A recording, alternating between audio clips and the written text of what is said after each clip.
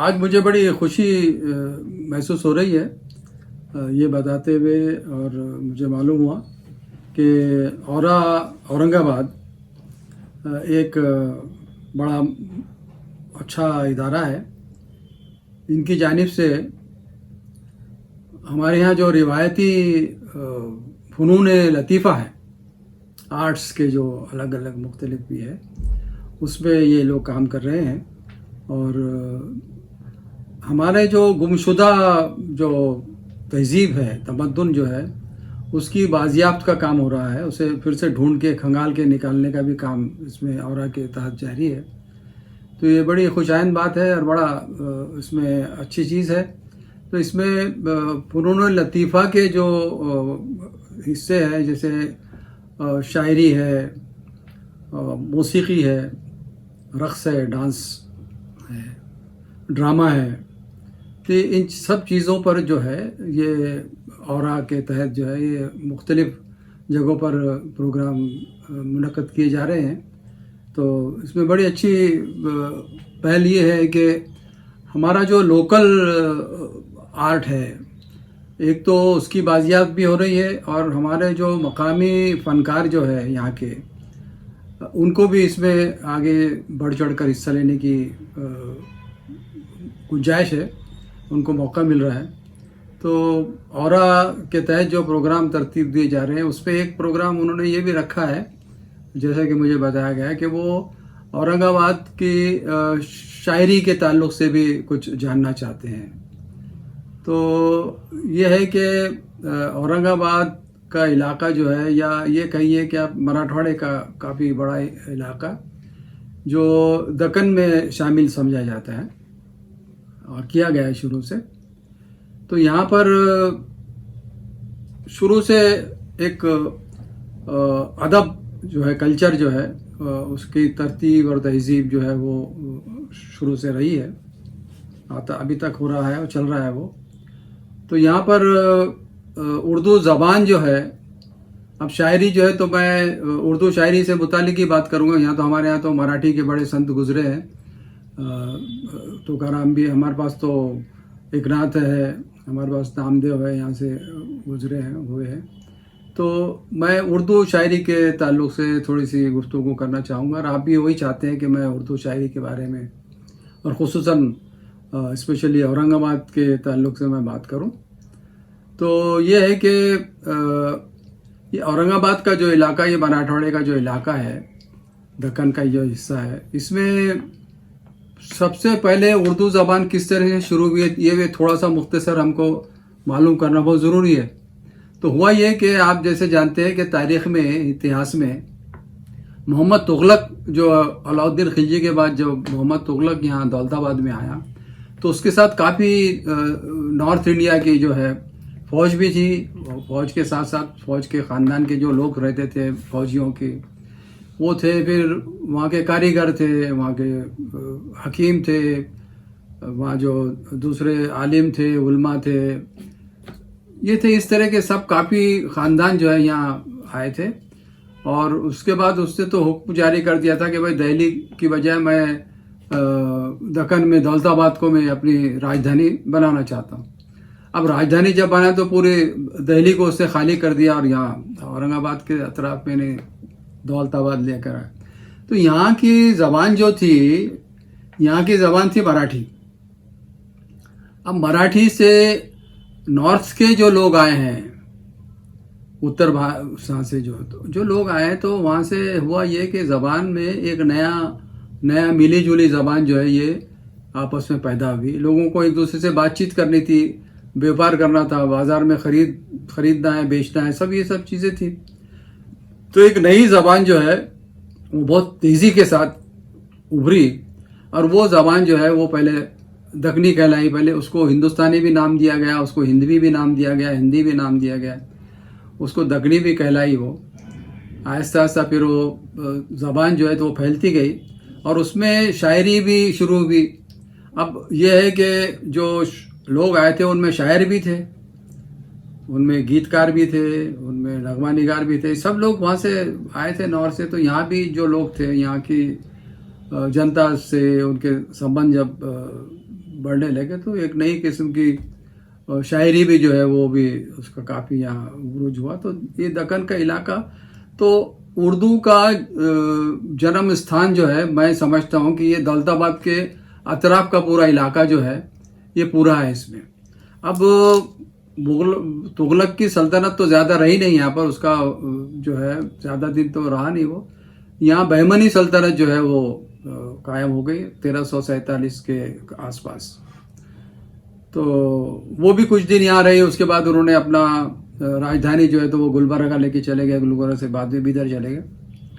लेकिन हुआ ये कि बहमनी जो राज था वो पूरे महाराष्ट्र में पूरे महाराष्ट्र तक फैला हुआ था, यानी उसकी हद थाना तक थी। इधर कोकण भी था उनके साथ, इधर आपका बरहानपुर तक का इलाका, उसमें खानदेश भी आ गया, मराठवाड़ा भी आ गया। सब ये सब ये इलाका इनका था बहमनी का। तो बहमनी ने तकरीबन 130 साल तक उनकी भी यहाँ पर उनका राज रहा बहनियों का। तो उस ज़माने में काफ़ी उर्दू ज़बान को जो है ये काफ़ी मिला, बढ़ावा मिला और ज़बान चलती रही।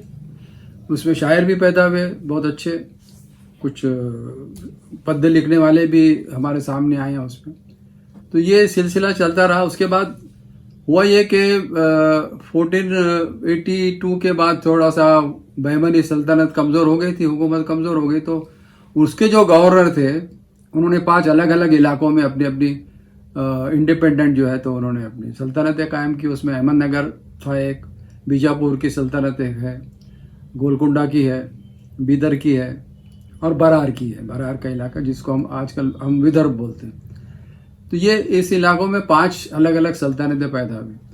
तो सबसे पहले उर्दू का जो है ये फैलाव जो है इस तरह से हुआ।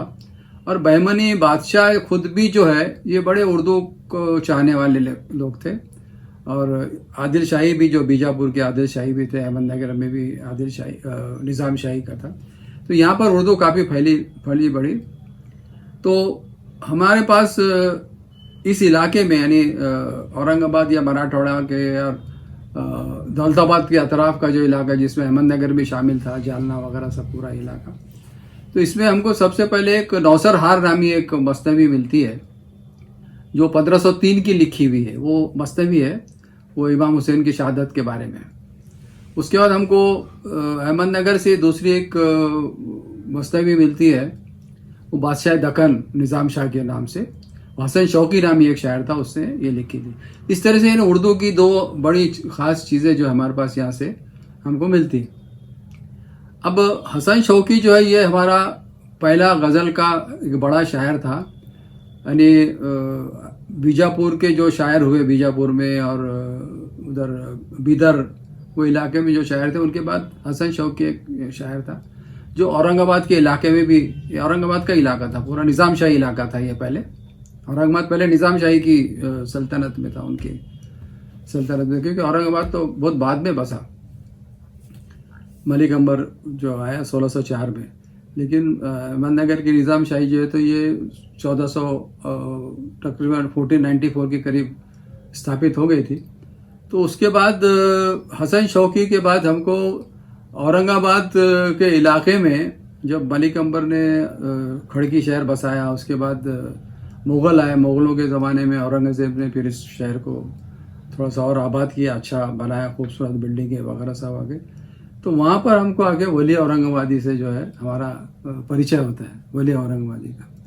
तो ये उर्दू का सबसे बड़ा एक ऐसा शायर हुआ है वली, कि जिसने जो पुरानी दक्कनी ज़बान थी, जैसे हमारे पास बीजापुर की शायरी है हमारे पास, उसके नमूने खुद गोलकुंडा का बादशाह कुली कुतुब शाह जो बड़ा शायर है हमारे यहाँ गुजरा, पिया बाज प्याला पिए जाए ना जित की, वो तो काफ़ी बड़ा कुलिया था उनका। पहले सबसे पहला जिसका दीवान कहते हैं हम उसको, शायरी का जो खंड जो है उनका पूरा खंड, तो वो कुली कुतुब शाह का।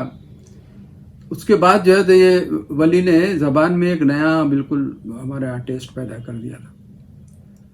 यहाँ से उर्दू शायरी जो है ये पूरा इलाका जो है औरंगाबाद का, ये उनकी शायरी से बड़ा गूंज गया। और पूरे इसमें दक्कन में तो बस मशहूर हो गई ये पूरे इलाके में दक्कन के। वली फिर जब वहाँ पहुँचे, दिल्ली पहुँचे जब 1700 के आसपास, तो वहाँ पर ये वहाँ जो शायरी होती थी दिल्ली में वो फारसी में ज़्यादा होती थी, शायरी फारसी में, उर्दू में बहुत कम लोगों को उसका वो था। तो वली ने जाके जब अपनी शायरी सुनाई तो वो लोग दिल्ली वाले बिल्कुल चकित रह गया, हैरान रह गया कि भाई ये क्या, किधर से ऐसी ज़बान की इतनी अच्छी शायरी हो रही। तो वहाँ पर वली ने इतना अपना असर डाला कि दिल्ली के शायरों ने वली का शायरी सामने रख के अपनी शायरी शुरू की। तो इस तरह से इतना बड़ा शायर हमारे पास वली जो है वो गुजरा है। तो वली के बाद जो है फिर हम लोगों को हमारे पास जो है तो कई बड़े शायर हमारे पास गुजरे हैं औरंगाबाद के सिलसिले से। तो औरंगाबाद में हमारे पास सिराज औरंगाबादी जो है ये एक बड़ा नाम है।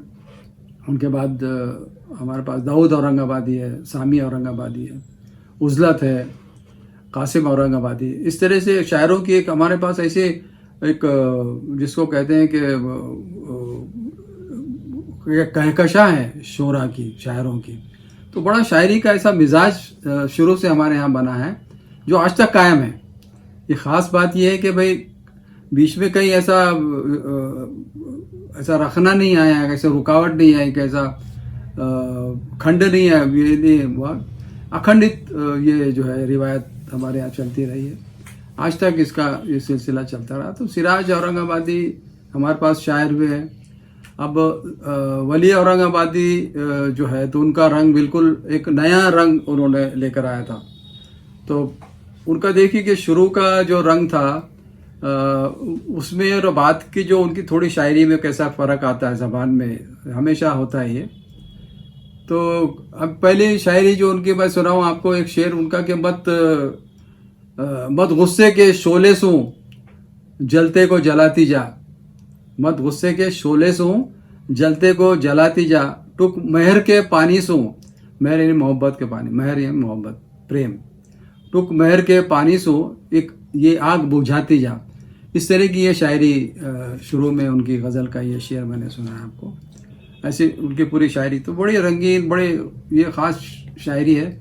और वली और उसके बाद के जितने भी शायर औरंगाबाद के इलाके के जो शायर है, इसमें ख़ास बात ये है कि ये इस शायरी में जो है आपको बिल्कुल ऐसा ज़मीन से जुड़ी हुई शायरी नज़र आती है। पूरी शायरी जो है ज़मीन से जुड़ी हुई, कोई ऐसी इमेजिनेशन की शायरी नहीं है जैसा हम दूसरी तरफ देखते हैं, दूसरे इलाकों में देखते हैं इमेजिनरी नहीं।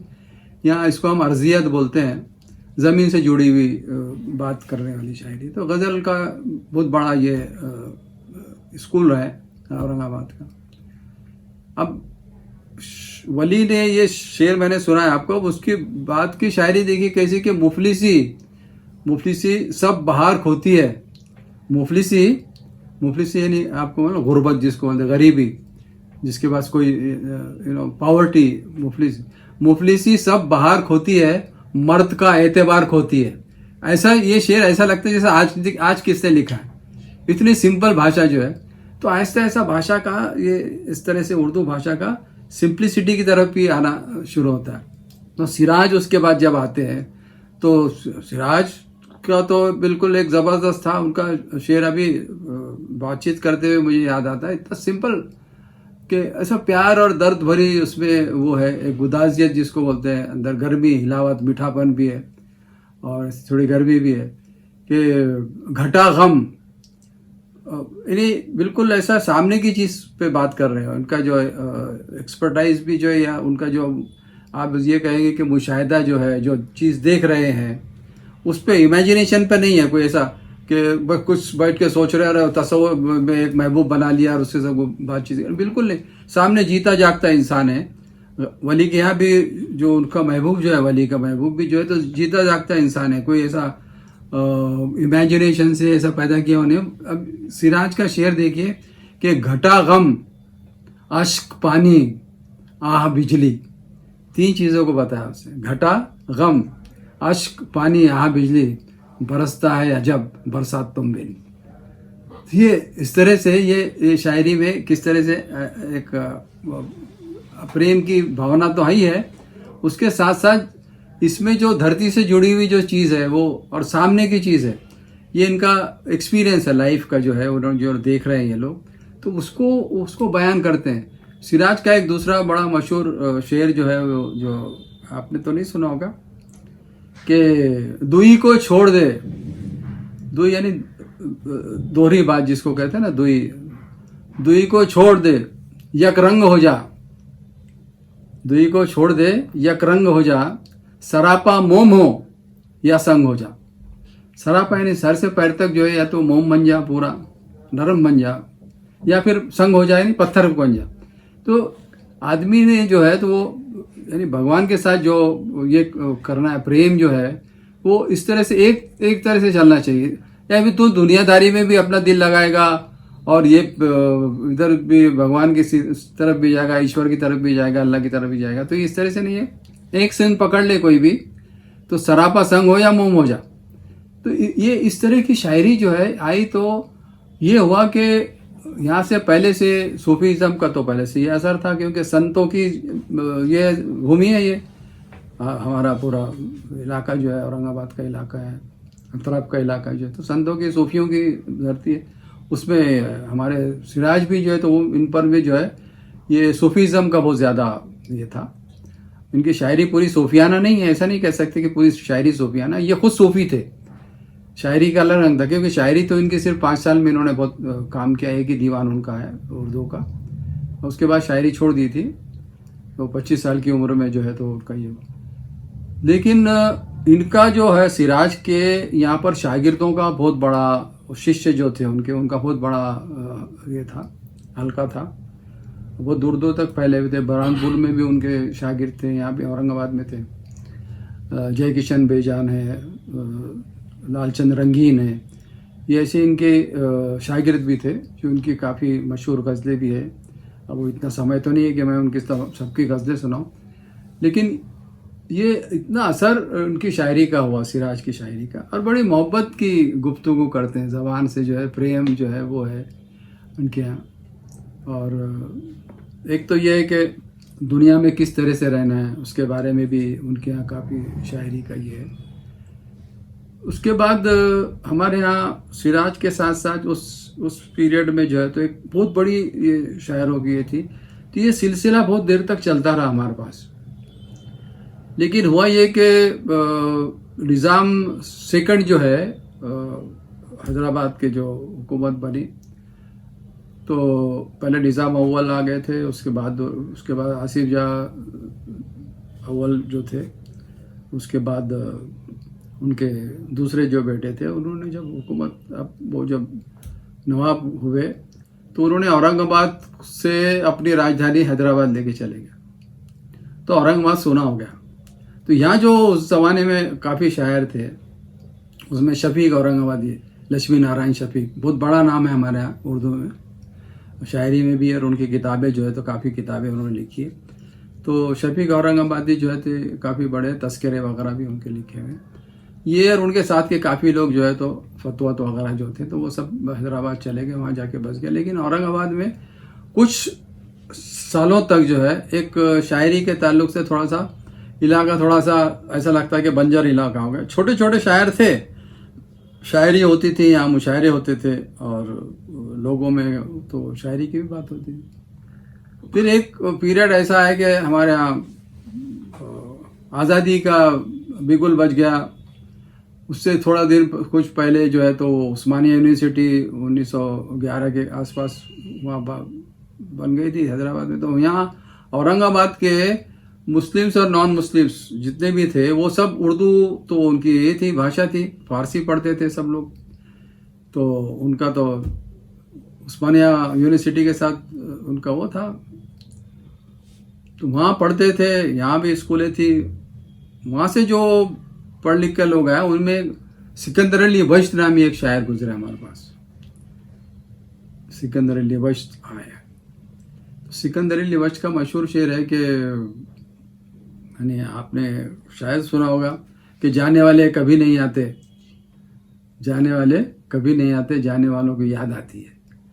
तो ये इतना प्यारा शायर है, इतना दर्द अंगेज उनकी शायरी भी है, उसमें खूबसूरती भी है, बड़ी मसरत की बातें करते हैं, खुशी की बात भी करते हैं, प्यार मोहब्बत की बात करते हैं। तो उनकी पूरी शायरी इस तरह से सिकंदर अली वश्त हमारे पास आते हैं। तो सिकंदरी वंश का बहुत पीरियड अभी एक 15 साल पहले उनका देहांत हुआ। तो इन्होंने काफ़ी, इनकी बड़ी अच्छी अच्छी कविताएं भी हैं, नज़में भी हैं इनकी। हिमालय, उनके एलोरा और अजंता पे उनकी इतनी बेहतरीन नज़में लिखी है। तो अगर उनको तो पद्मश्री भी थे, वो पद्मश्री का उनको अवार्ड वो भी मिला था, खिताब भी मिला था गवर्नमेंट ऑफ इंडिया से। तो बड़ी अच्छी उन्होंने नज़में लिखी है, एलोरा पे, अजंता पे उनकी मशहूर नज़में हैं। दूसरी उनकी शायरी भी बड़ी ज़बरदस्त है और बहुत पसंद की जाती है। अब ये सब सिलसिला चलते हुए हमारे यहाँ काजी सलीम, एक जो हमारे मेंबर ऑफ पार्लियामेंट भी रह चुके, सियासत में भी उनको काफ़ी ये था, काजी सलीम आते हैं हमारे यहाँ। वहीद अख्तर नाम के एक शायर गुजरे हैं वो, और उनके साथ साथ बशर नवाज आते हैं। तो ये इस तरह से ये 3 शायर जो है, और एक शफीक फातिमा शेरा नाम की खातून थी, वो बाद में हैदराबाद चली गई। तो ये इन लोगों ने औरंगाबाद में शायरी की एक अलग दुनिया बसाई, क्योंकि उस वक्त तक शायरी पर 1960 और उससे पहले शायरी पे ये प्रोग्रेसिव मूवमेंट जो है उसके असर बहुत शुरू हो गए थे 1930-35 के बाद जो है। तो प्रोग्रेसिव मूवमेंट था, प्रगतिशील जिसको आप कहेंगे, तो वो एक मूवमेंट था, उसके असर में भी कुछ शायरी हुई। उसके बाद फिर ये एक मॉडर्निज़म आ गया 1960-62 के बाद जो है मॉडर्निज़म आ गया। तो ये काजी सलीम की नज़में जो है तो वो बड़ी ज़बरदस्त शायरी, काजी सलीम की शायरी है। उसके बाद बशर नवाज साहब जो है वो भी उस ज़माने में उभरे 1957-58 के अतराफ में, और अभी 2007-8 साल पहले उनका देहांत हुआ। तो इन्होंने काफ़ी तवील अरसे तक पूरे हिंदुस्तान का जो है नाम, यानी हिंदुस्तान में अपने औरंगाबाद शहर का, औरंगाबाद की शायरी का ये काफ़ी नाम इन्होंने पूरे इसमें फैलाया। तो बशर नवाज साहब के कई अशार जो है तो लोगों को याद भी है और सुनाते भी थे। जब छाई घटा मदमाती पवन, एक हुस्न मुजस्सम याद आया, उन हाथों की मेहंदी याद आई, उन आँखों का काजल याद आया। इस किस्म की बड़ी प्यारी शायरी की उन्होंने। उनके यहाँ फ़लसफ़ा भी है, ज़िंदगी के ताल्लुक़ से एक अलग सा फ़लसफ़ा, बिल्कुल नया मॉडर्न फ़लसफ़ा है। ये लोग बिल्कुल ज़मीन से जुड़ी हुई शायरी इनकी, काजी सलीम साहब की, वहीद अख्तर है, हमारे बशर नवाज का तो काफ़ी उसमें बड़ा नाम है, और उनका बड़ा उसमें हिस्सा भी है पूरी शायरी में। उसके बाद उनके साथ साथ कुछ थोड़े से जूनियर में हमारे पास कमर इकबाल शायर हुए हैं। कमर इकबाल का तो बड़ा मशहूर उनकी गज़ल आपने कभी शायद सुनी हुई हो, इधर काफ़ी गज़ल गायकों ने उनका कलाम भी गाया है। बशर नवाज का भी है और कमर इकबाल का भी जो है कि खुद की खातिर न ज़माने के लिए ज़िंदा हूँ। एकदम बिल्कुल मुझे दिल को लगने वाली ऐसी बातें जो है कि खुद की खातिर न ज़माने के लिए ज़िंदा हूँ, कर्ज़ मिट्टी का चुकाने के लिए ज़िंदा हूँ। तो इस तरह ये कमर इकबाल का जो है, ये इस तरह से एक अप्रोच लाइफ के लिए, अपना समाज के लिए, ख़ुद के लिए, एक इंसान का जो है इनफरादी जिसको कहते हैं, वो इंडिविजुअल जो अप्रोच होता है, ये सब चीज़ें इनके शायरी में हमें। जावेद नासिर हमारे यहाँ, उनका भी अभी देहांत हुआ। तो जावेद नासिर भी हमारे यहाँ, धुआं आँखों में पानी बन गया है, वतन की बेज़बानी बन गया। और वो कहता है कि खुदा का खौफ भी दुनिया के डर से, खुदा का खौफ भी दुनिया के डर से फ़कीरों की ज़बानी बन गया है। ये जावेद नासिर का कलाम बड़ा अच्छे इन तमाम शायरों के काफ़ी खंड ये शायरी के उनके दीवान हैं, उनके मजमूए हैं, सब छपे हैं, और काफ़ी इनकी पॉपुलैरिटी है। और उसके बाद इनके साथ साथ जो है तो शाह हुसैन नहरी एक हमारे यहाँ अभी हयात है, वो काफ़ी ज़ईफ़ है। शाह हुसैन नहरी है, सहर सईदी, उनकी भी डेथ हो गई। आरिफ खुर्शीद हमारे पास थे। कमर रईस हमारे पास शायर गुजरे, वो दोहे लिखते थे, दोहे के मशहूर शायर कमर रईस। एक बहुत बड़ी फहरिस्त है हमारे पास, वो है गज़ल के शोरा में हमारे पास जो है तो वहीद कलीम एक शायर गुजरे, वहाब जज़्ब, प्रोफेसर वहाब जज़्ब थे। तो ये इस तरह से कई नाम हैं कुछ नाम अभी बातचीत में तो कभी रह जाते हैं, बोलने में याद नहीं आते, वो भी होता। लेकिन ये है कि शुरू से आज तक जो है औरंगाबाद की जो धरती है ये शायरों की शायरी से जो है तो गूंजती रही है, और शायद इंशाल्लाह आगे भी इसमें कुछ कमी होने वाली नहीं, नए नए शोरा भी आते रहते हैं, वो अपनी जगह बनाते हैं, अपना कलाम सुनाते हैं, लोगों तक पहुंचते हैं।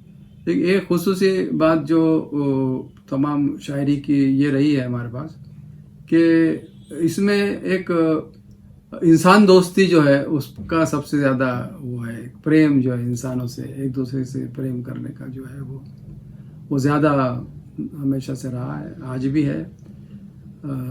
कभी हमारे पास जो है तो नज़्म के कुछ शायर भी है जो सिर्फ नज़में लिखते हैं, लेकिन गज़लों का हमारे पास ज़्यादा रिवाज शुरू से, गज़ल की शायरी का रिवाज ज़्यादा शुरू से रहा है, यानी वली से पहले भी है, वली के बाद भी है, आज भी है। तो ये सब इंसान दोस्त शायर है, इंसानियत की गुफ्तगू करते हैं, इंसानियत से प्यार करते हैं, और ये है कि सब एक दूसरे के साथ चल के, अब मुशायरे आपने सुना हो, कवि सम्मेलन होते हैं, मुशायरे होते हैं, उसमें हज़ारों की तादाद में लोग आते हैं, सुनते हैं सबको। और उर्दू ज़बान का एक ख़ास आपको ये मालूम होना चाहिए कि, और आप मालूम भी है आप लोगों को कि इसमें कोई भेदभाव नहीं है, और ये ज़बान सब लोग बोलते हैं दुनिया में। मैं समझता हूँ कि तीसरे नंबर पर बोली जानी, तीसरे या चौथे नंबर पर बोली जानी भाषा है, यानी इसका प्रेम इतना है, सारी जगह ये भाषा बोली जाती है, प्रेम की भाषा इसको लोग कहते हैं, भाई बड़ी मोहब्बत की, मीठी और शीरीन ज़बान है, मीठी शीरी है, मीठी ज़बान है। तो और इसमें जो भी फीलिंग्स, जो शायर अपनी फीलिंग्स बयान करते हैं, बड़े मीठे अंदाज में इसको बयान किया जाता है। तो आज तक ये शायरी इस तरह से चल रही है और हो रही है शायरी हर तरफ जो है। तो अब कितना टाइम है मेरे लिए पता नहीं, समय तो बहुत हो गया। तो अब कुछ शायरी अभी पूरी क्या है कि कभी कभी आदमी से जहन से बात भी निकल जाती, कभी अशार भी जो है तो वो निकल जाते हैं। तो मैं कुछ शेर आपके लिए सुनाना चाहूँगा कि जैसे मैंने बताया आपको कि यहाँ हमारे यहाँ उर्दू शायरी में एक बात यह है कि ये इस शायरी में तासुब कभी नहीं रहा, ऐसा प्रेजुडिस कभी नहीं रही है किसी धर्म के बारे में, उसके बारे में। सिराज हो या वली औरंगाबादी हो या सिराज औरंगाबादी हो या दूसरे हमारे शायर हैं, उनके यहाँ आपको हिंदू मैथोलॉजी जो है, असातिर उसको कहते हैं, हिंदू मैथोलॉजी वगैरह जो, उसका भी उनके यहाँ शायरी में आपको नमूने मिलेंगे। यहाँ के त्यौहार जो है, होली है, बसंत है, ये सब त्यौहार हमारे उर्दू शायरी में आपको शायरों के यहाँ मिलेंगे, औरंगाबाद के शायरों में। उसके बाद आपको यहाँ के जो लोग हैं, अभी गोविंद लाल है, ये वो है, सब उनके दोस्त अहबाब थे, उनके नाम भी शायरी में, उनके नाम पे उन्होंने गज़लें कही है, वली की भी है, सिराज की भी है। तो ये आपस में एक दूसरे के साथ, यहाँ कभी एक दूसरे का भेदभाव नहीं था, यानी सब ये थे। अब ये देखिए सिराज के कई शागिर्द जो है तो हिंदू शागिर्द है, उनके वली के भी कई शागिर्द है, सबके हैं, सब कोई ये नहीं था, भेदभाव कभी भी नहीं रहा। तो ये अभी वली औरंगाबादी का शेर जैसे देखिए कि कूचे यानी दोस्त की गली जो है, कूचे यार ऐन काशी है, मेरे लिए काशी के बराबर है, दोस्त का मोहल्ला जो है, गली जो है वो मेरे लिए, और जोगिए दिल वहाँ का बासी है, मेरा दिल जो है वहाँ रहता है। ये वली का शेर है, कूचे दिल, हाँ, तो कूचे यार ऐन काशी है और जोगिए दिल वहाँ का बासी है। और ये देखिए कि ऐसे कई शेर हैं उनके यहाँ। इसके लिए नमूने के तौर पर मैं आपको बताऊं, सिराज का एक शेर मैं आपको सुनाऊंगा कि नयन रावण है अर्जुन बाल पलके भौं धनक भीम की। समझ में आया?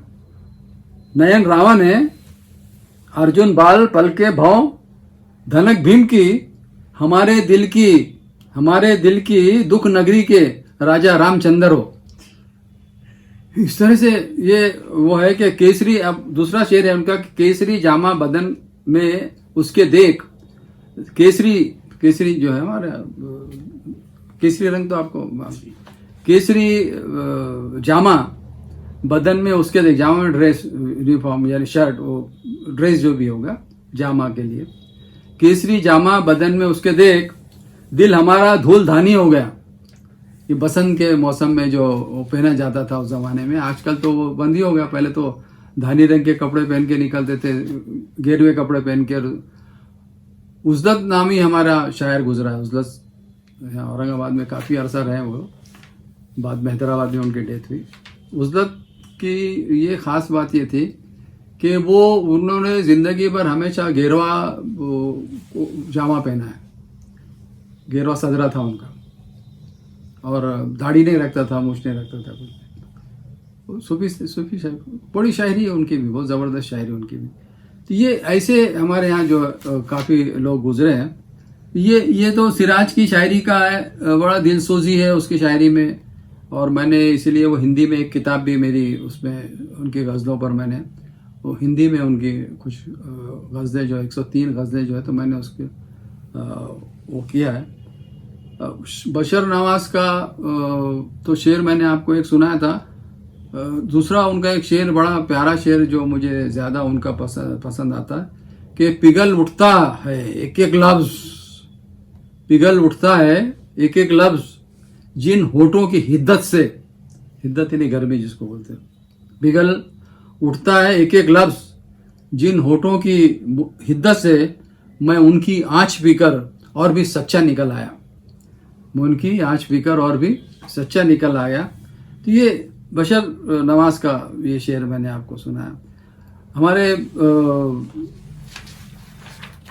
ये आएगा उसमें नहीं, कटकन बराबर करना उसको। हमारे जावेद नासिर जो है वो एक बड़े ज़बरदस्त शायर, बिल्कुल इनका दाखिलियत का इनके यहाँ काफ़ी ये था, असर था।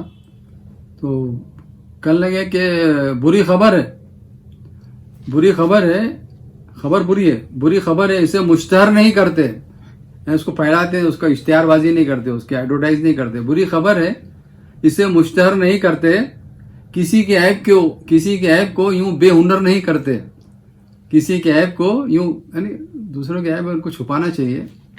तो बुरी खबर भी है कि क्यों कर रहे हैं तुम इस तरह से। उसकी उन्हीं का एक दूसरा शेर था कि मेरे बुजुर्ग है तूले कलाम के शहदा, अपने पूर्वज जो है हमारे जो सीनियर जो है, मेरे बुजुर्ग है तूले कलाम में बात को लंबा करना, मेरे बुजुर्ग है तूले कलाम के शहदा, कहानियों को कभी मुख्तसर नहीं करते, शॉर्ट में नहीं बोलते, फैला के बात करते। तो शॉर्ट में ये नए ज़माने का जो एक रंग है आज का, तो वो उसको उन्होंने किया। फिर एक शेर जावेद नासिर का बड़ा मशहूर शेर है कि रात आ जाए तो फिर तुझको पुकारूं या रब यानी अल्लाह, रात आ जाए तो फिर तुझको पुकारूं या रब, मेरी आवाज़ उजाले में बिखर जाती है, उजाला होते में, इसलिए मैं रात में यानी भगवान की जो है भी प्रार्थना करूंगा, उसको याद करूंगा, जो भी माफ़ी मांगना है, जो कुछ भी मांगना है उससे, तो रात में, क्योंकि दिन में कहने लगे मेरी आवाज़ जो है वो दुनिया का ये है ना सब, मेरी आवाज़ बिखर जाती है। तो ये इस तरह की शायरी हमारे पास हुई है। कमर इकबाल का शेर मैं सुनाना चाह रहा था कि लोग यूं सर छुपाए फिरते हैं, लोग यूं सर छुपाए फिरते हैं जैसे कीमत सरों पे लिख दी है। इस तरह की बात, ये आज की हकीकत जो है वो शायर किस तरह से बयान करता। तो ये औरंगाबाद की शायरी में शुरू से इस तरह से आया है, आज तक जो है हमारे यहाँ औरंगाबाद की शायरी में, वली से लेकर आज तक जो है इस तरह की जो हमारा समाज जो है, समाज को किस तरह से सामने लाया जाता है, समाज से जो चीज़ आप ले रहे हैं वो समाज को किस तरह से दे रहे हैं आप, ये हमारे औरंगाबाद की शायरी का एक ख़ास चीज़ रही है। और इसमें बड़ा एक मधुरता भी जिसको कहेंगे आप, माधुर्य है। और इसमें यानी ऐसा है कि गीत की जो ये गुनगुनाएंगे आप उसमें, तो इसमें मौसीकी भी है गज़ल में, औरंगाबाद की गज़ल में। ये सब चीज़ें इसमें है। बहुत सी चीज़ें इस तरह से है कि अभी आम आदमी से गुफ्तगू करते हुए आपको और मुझे अंदाज़ा होता है कि ये जब भी हमारे यहाँ जो शोरा जो बात करते हैं, जो शेर सुनाते हैं, तो ये बिल्कुल आपके दिल में बैठ जाती है। यानी आप सुनते हैं कानों से, आपके पहले तो दिमाग में जाएंगे, दिमाग से फिर ऐसे दिल में उतर जाने वाली शायरी है, शुरू से आज तक की शायरी। तो पूरी शायरी आप पढ़िए तो आपको नमूने दाखल जिसको बोलते हैं, मराठी में हम बोलते हैं नमुना दाखल मी तुम्हाला दाखवतो, तर किती किती किती सांगायचे आणि कुठपर्यंत दाखवायचे. हजारो शेर आहेत, हजारो शेर.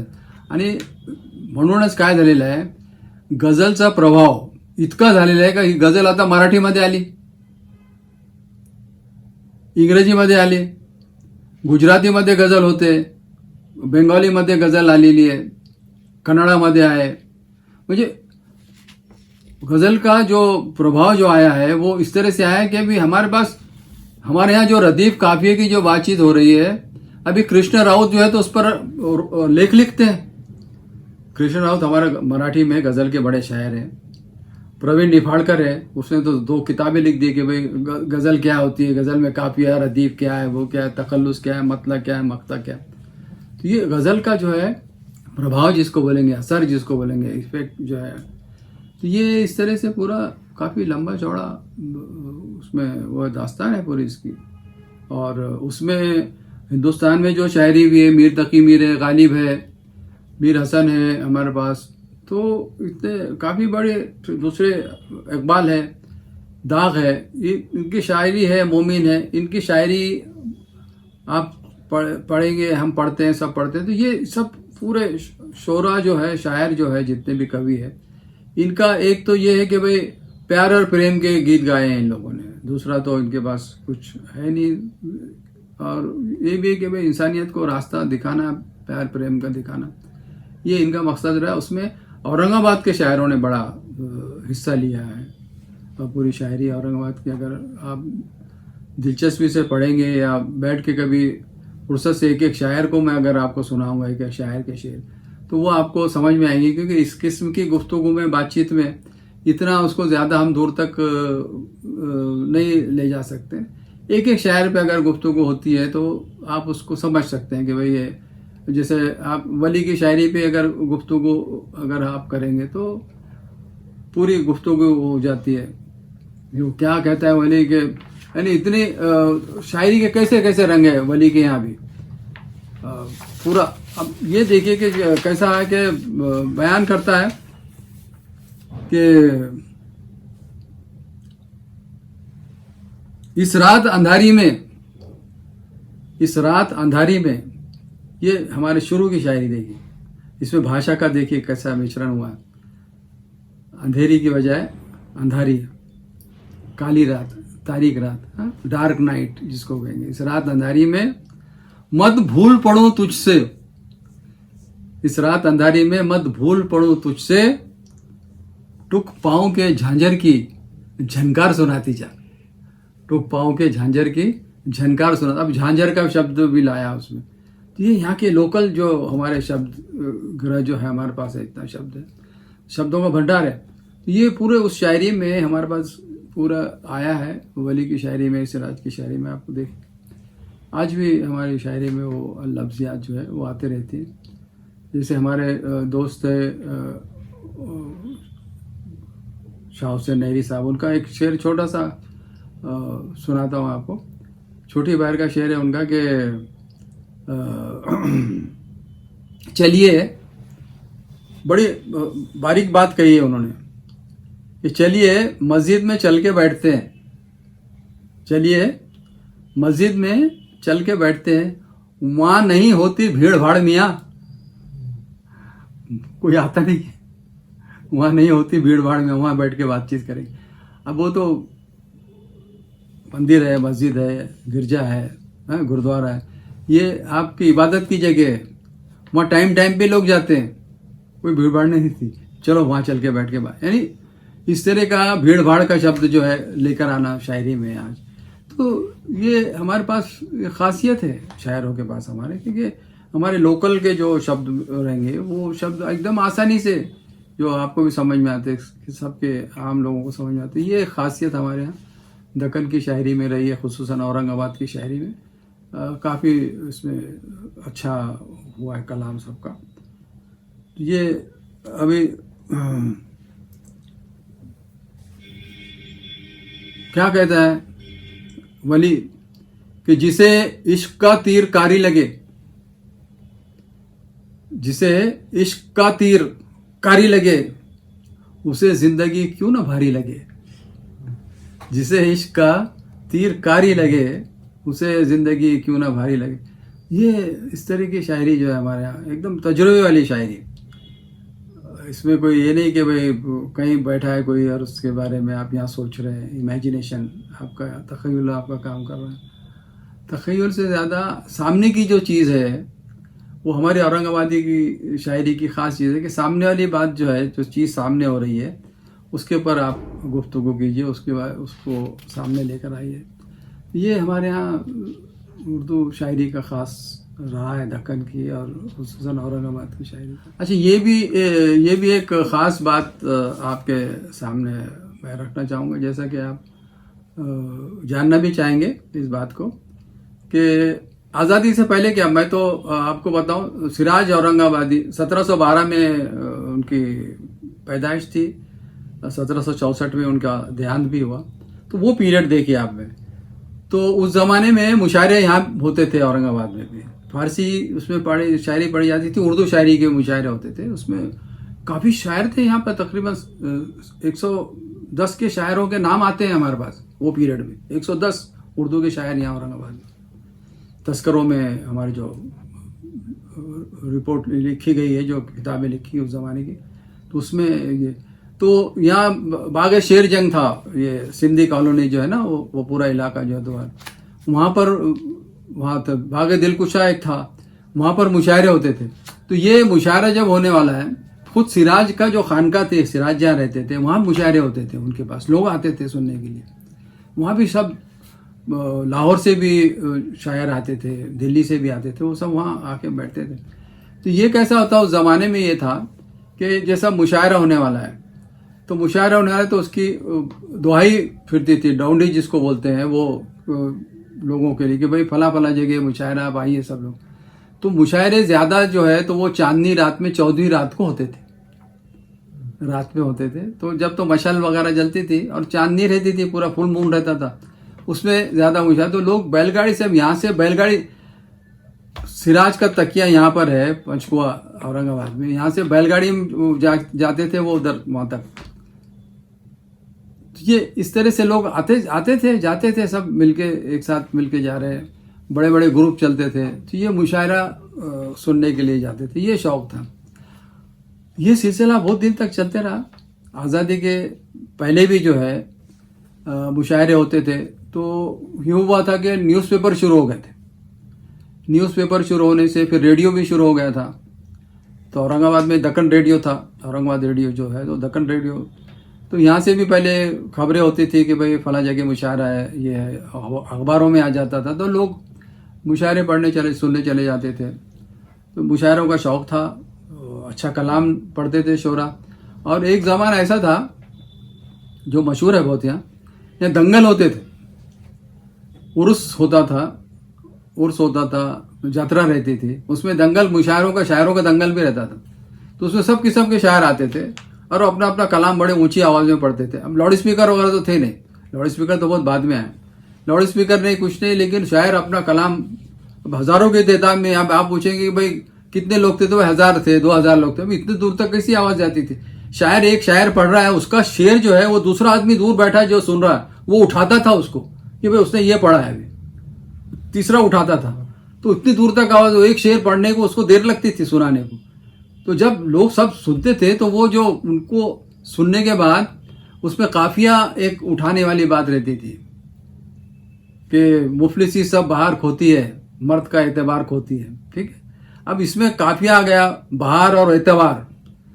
तो बहार बोल दिया, मुफलिसी सब बहार खोती है, मर्द का।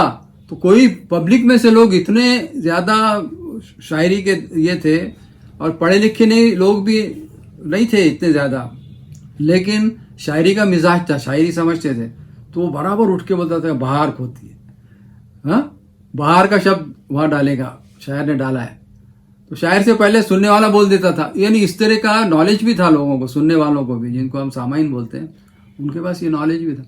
तो इस तरह के मुशायरे हमारे यहाँ, उनके रिकॉर्डिंग है हमारे पास, रिकॉर्डिंग में लिखित में है, उस ज़माने में रिकॉर्डिंग और थी, लिखित में हमारे पास ये रुदात जो है ना मुशायरों की, उसकी मिलती है हमारे पास।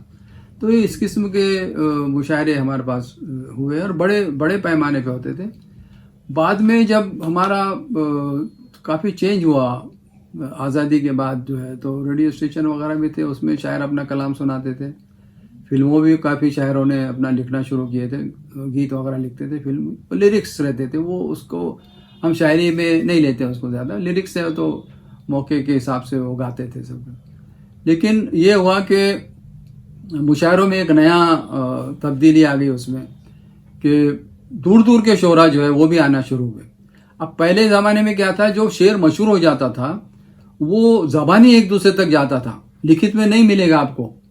लेकिन यहाँ से जैसा अभी दिल्ली के कुछ लोग आए हैं, औरंगाबाद में शायरी सुन रहे हैं, सिराज की गज़ल की शायरी सुन रहे हैं, पता चला कि महीना 1.5 महीने के बाद वो सफ़र करते हुए जब जाते हैं दिल्ली वापस, तो रास्ते में सुनाते जाते हैं लोगों को कि भाई मैं औरंगाबाद से आऊँ, ये गज़ल सुनो, सिराज औरंगाबादी की गज़ल है। तो लोग वहाँ के सुनते हैं। बरहानपुर, यहाँ से पहुंचे बरहानपुर में गज़ल मशहूर हो गई सिराज की। सिराज तो यहाँ बैठे उनको नहीं, लेकिन सुन के गए ना लोग, वहाँ बरहानपुर में सुना रहे, वहाँ से आगे मालवा में सुना रहे, आगे वहाँ से बढ़ के आगरा में सुनाया, दिल्ली में सुना, दिल्ली में पहुँच गए। अब दिल्ली में पहुँचने के बाद वो काफ़ी फैल जाती। तो इस तरह से शायरी पहुँचती थी।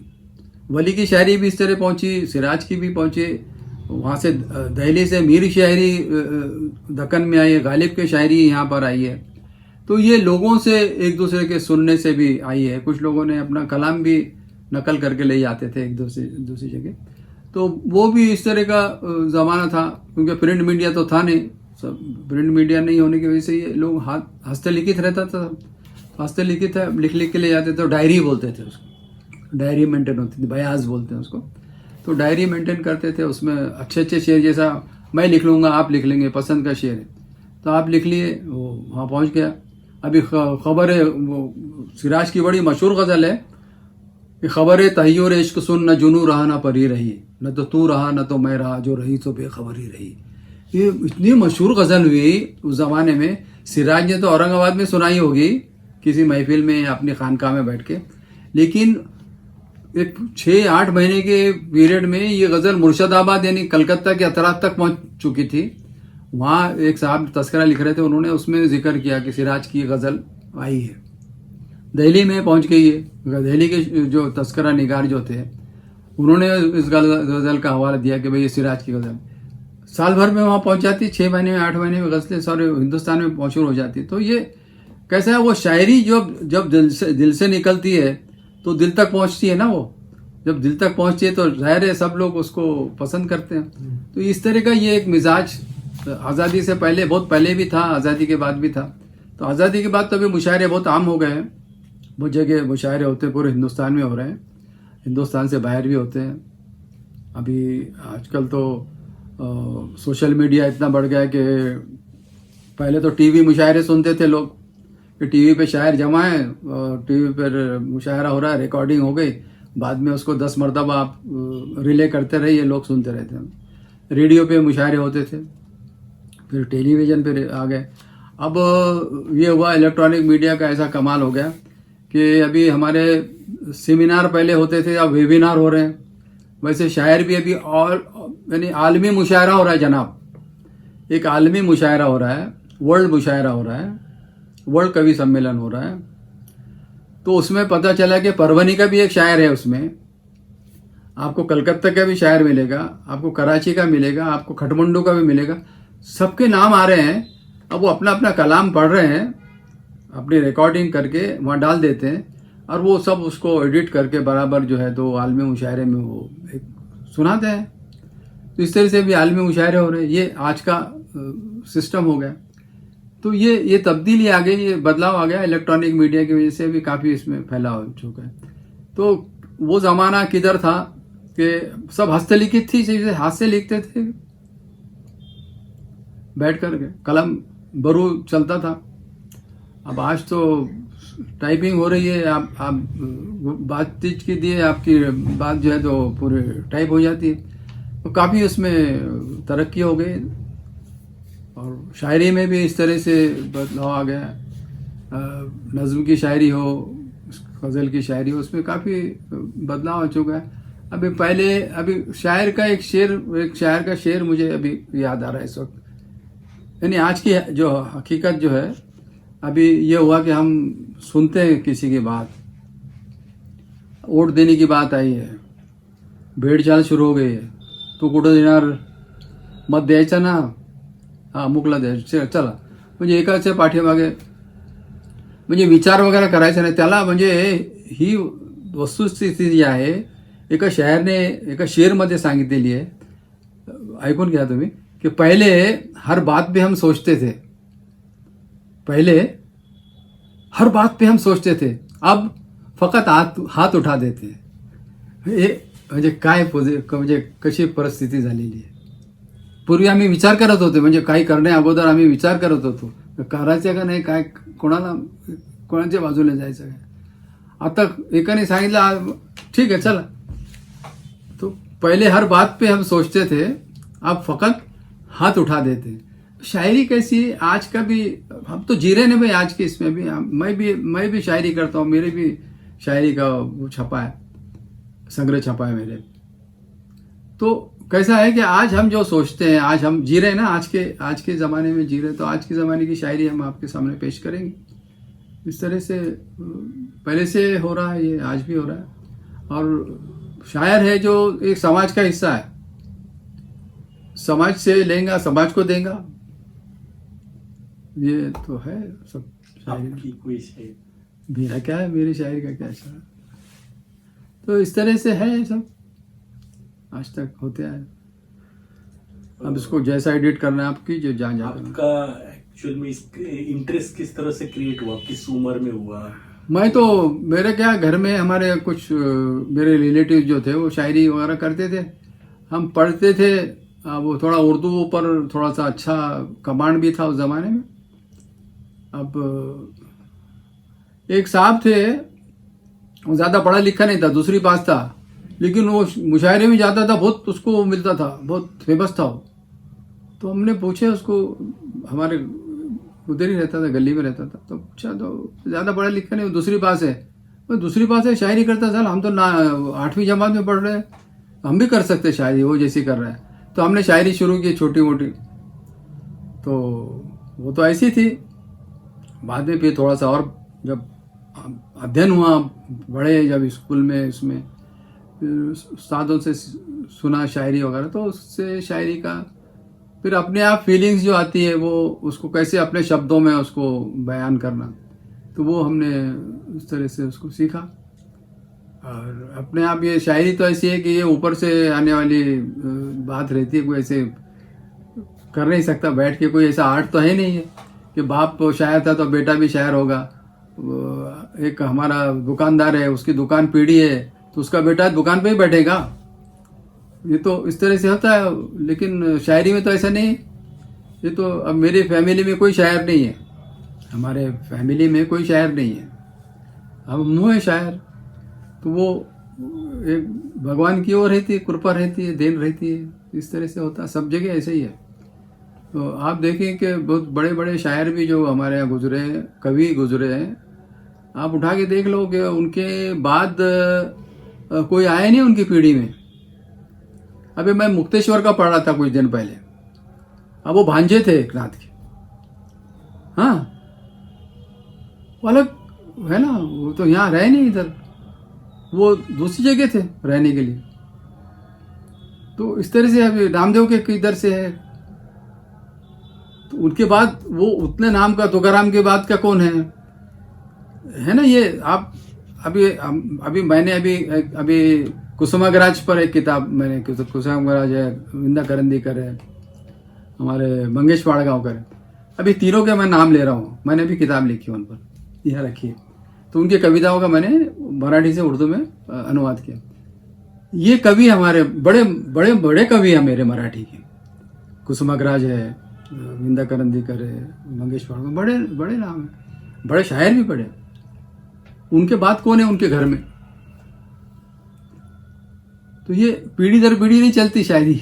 शायरी तो ये मन की जो बात करने वाली बात है, तो सबको भगवान अलग अलग से वो देता है। ये तो नेमत होती है, इसको नेमत कहते हैं, तो नेमत होती है, इस तरह से आता है शायरी में।